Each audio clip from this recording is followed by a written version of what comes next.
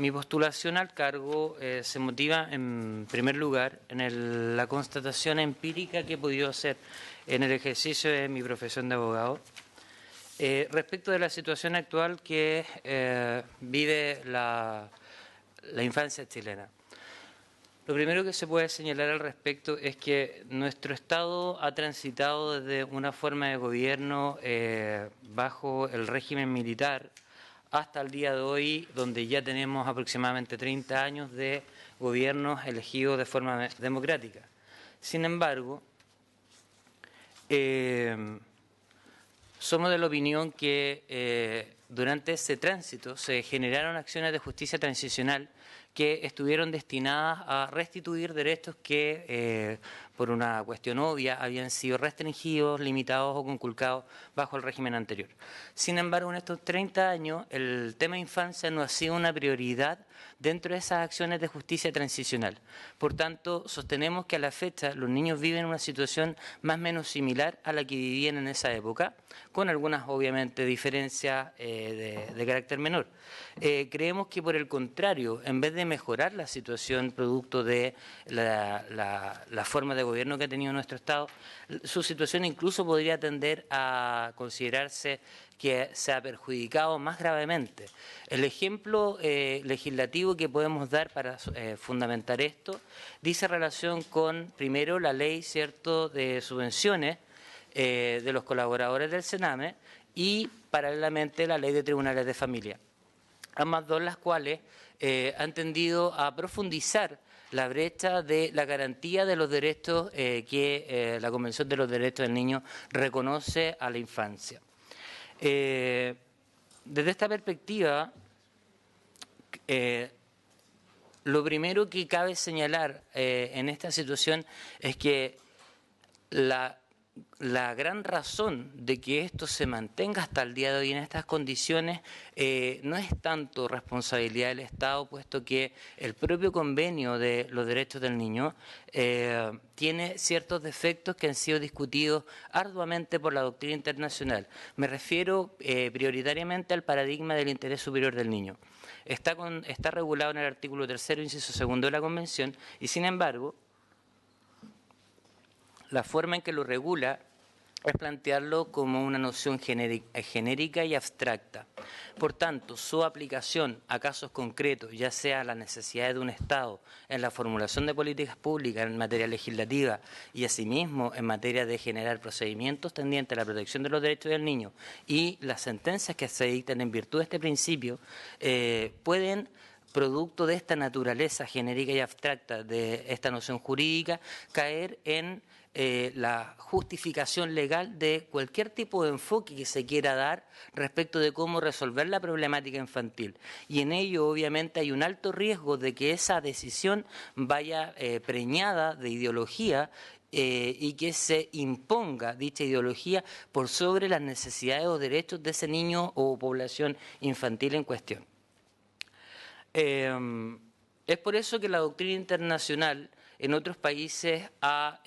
modificado su legislación incorporando una metodología de dotación de contenido del principio del interés superior del niño, cosa que en Chile hasta la fecha no existe. Por tanto, malamente podemos nosotros asegurar garantías procesales a la infancia si no contamos ni con la formación profesional ni con las herramientas jurídicas que permitan elevar estas garantías y armonizar la normativa nacional con los estándares internacionales de derechos humanos de la infancia.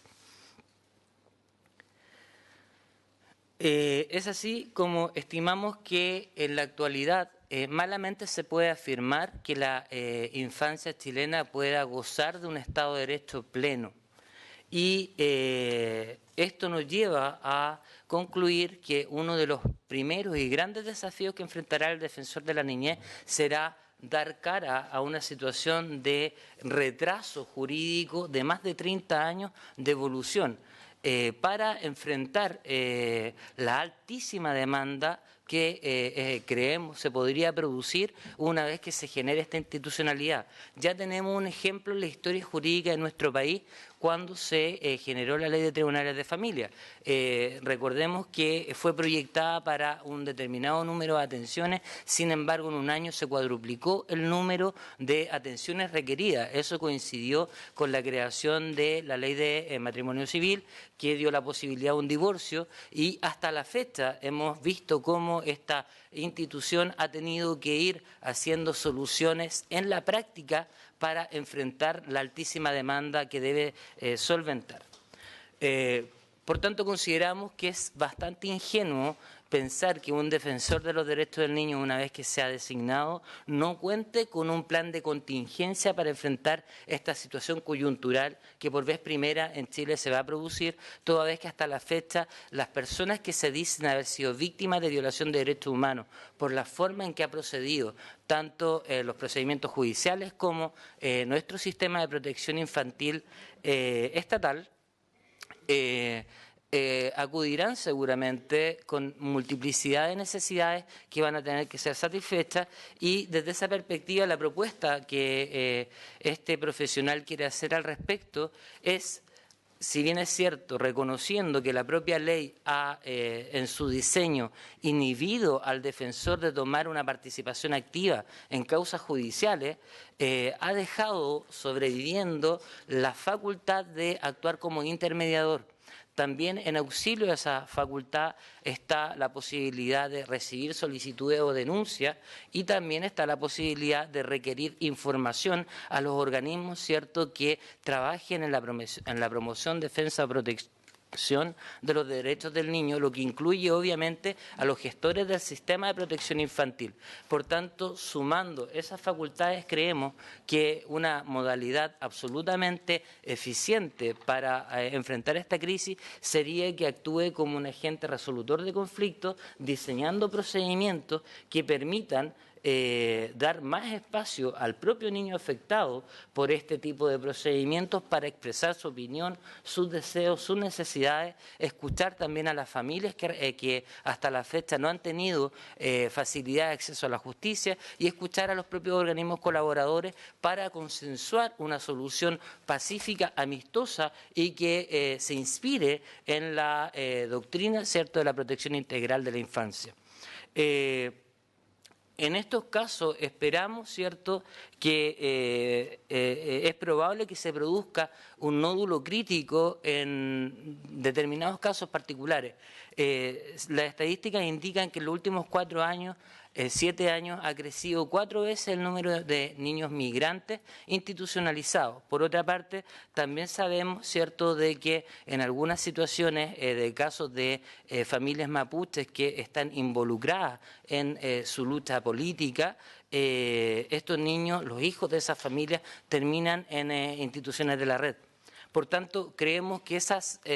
dos sectores de la población infantil van a ser de los más numerosos denunciantes de restitución de derechos de la infancia. También sabemos que hay regiones donde se concentra un mayor número de denuncias. Por ejemplo, tenemos la Quinta Región, tenemos la zona sur, donde hay muchas familias guardadoras que han recibido niños y que sostienen que estos niños les han sido entregados por más tiempo del convenido, han superado con creces los 2 años, han llegado, sabemos de casos de hasta 6 años, como el niño Nachito de San Felipe, y estas familias reclaman que esa situación debe regularizarse de una forma que tienda a proteger la continuidad de las relaciones afectivas de ese niño. Ese es un derecho internacional que está reconocido por la Convención de los Derechos del Niño, y hay muchísima doctrina internacional, como la de Goldstein, Mary Beloff, que avalan que esto, cuando se produce, debe ser reconocido y legitimado por el Estado.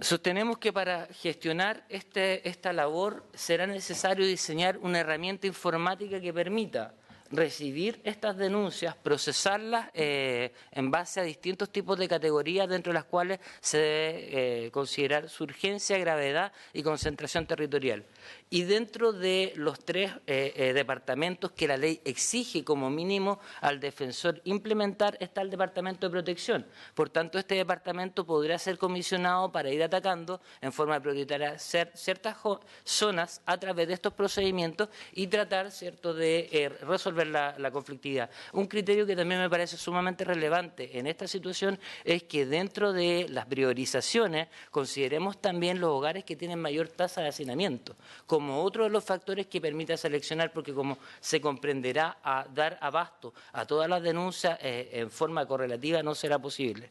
Este desafío que enfrentará el defensor también va aparejado a la exigencia legal que la propia ley impone respecto de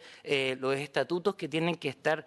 presentados al presidente de la República dentro de los próximos 60 días para su aprobación. Por tanto, eso hará necesario que el defensor implemente paralelamente estas medidas que acabo de señalar para ir avanzando en resolución de conflictos y paralelamente gestionar lo que va a ser su plan de gestión estratégica institucional. Que deberá plasmarse en los estatutos. La ley establece que este plan o estos estatutos deberán ser revisados al menos una vez durante el periodo de mandato del defensor. Por tanto, ahí estará la instancia para corregir los defectos que esto tenga. Confiamos en que este proceso de diseño del plan estratégico institucional va a resultar más llano cuando ya hay una instancia previa que existe en Chile que se encuentra regida por los principios de París, que es el Instituto Nacional de Derechos Humanos, que podrá permitir replicar su modelo en lo que sea pertinente, pero también afortunadamente en lo personal cuento con la posibilidad, ya he tenido contactos con el Head International Religion de el ombudsman de la infancia de Noruega, Anders Pritz, con quien tengo contacto directo y pensando en que nuestro modelo replica los lineamientos de esa institucionalidad, podemos entonces compartir experiencias para avanzar en un diseño efectivo de la gestión institucional que se habrá de realizar en el defensor. Además de lo que he señalado, me parece que otra situación igualmente grave que amerita ser objeto de preocupación dice relación con, como ya mencionaba, la falta de armonización de nuestra legislación en materia de estándares internacionales de derechos humanos. El ejemplo que podemos dar es que en Brasil, el primer país de nuestro continente que modifica su constitución para reflejar el convenio internacional o el compromiso internacional contraído a través de la ratificación de la Convención de los Derechos del Niño, nos abrió a todo el continente una experiencia digna de emular, puesto que ese Estado no tardó ni siquiera un año entre ratificar la Convención y modificar su Constitución, insertando dos artículos emblemáticos, uno de ellos asumiendo el compromiso de que dentro del presupuesto anual del Estado estaría especialmente reflejado el presupuesto para protección infantil.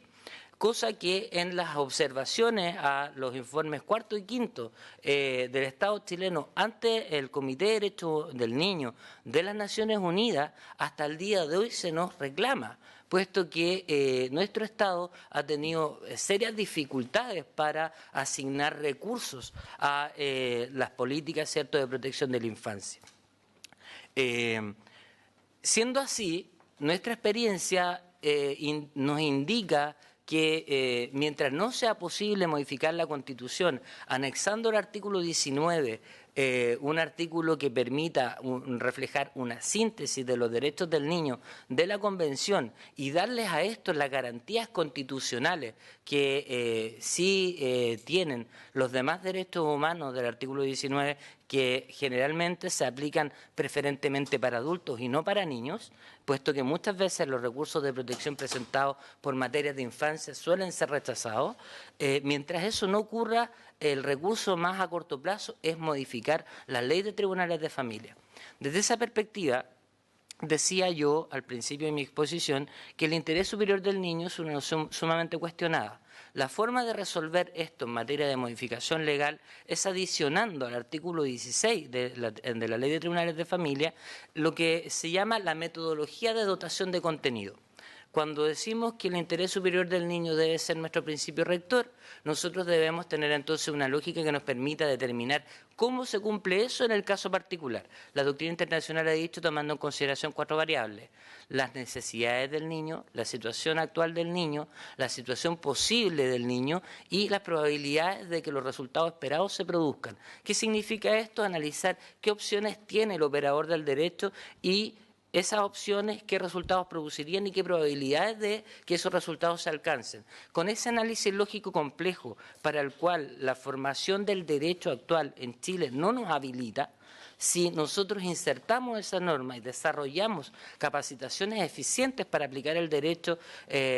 los derechos del niño conforme a los estándares internacionales, ya habremos avanzado un trecho amplio. Eso permitirá que otro de los graves problemas que se produce en el procedimiento de tribunales de familia que dice relación con las pericias pueda ser superado también, porque al contar con esta metodología, las pericias tendrán que reflejar esa misma metodología en sus conclusiones. Adicionalmente a eso, permitirá también que los fallos que se pronuncien en causa, sobre todo de medidas de protección, reflejen de forma objetiva las razones que tuvo el juez para adoptar una determinada decisión. Y permitirá que si los resultados que esa decisión pretende conseguir no se cumplen al corto plazo, ese solo hecho permita la impugnación de esa resolución mediante un recurso que también debiera incluirse en esta reforma de tribunales de familia. Señor Ormazábal, por su exposición. Ofrezco la palabra a algún colega que quiera consultar.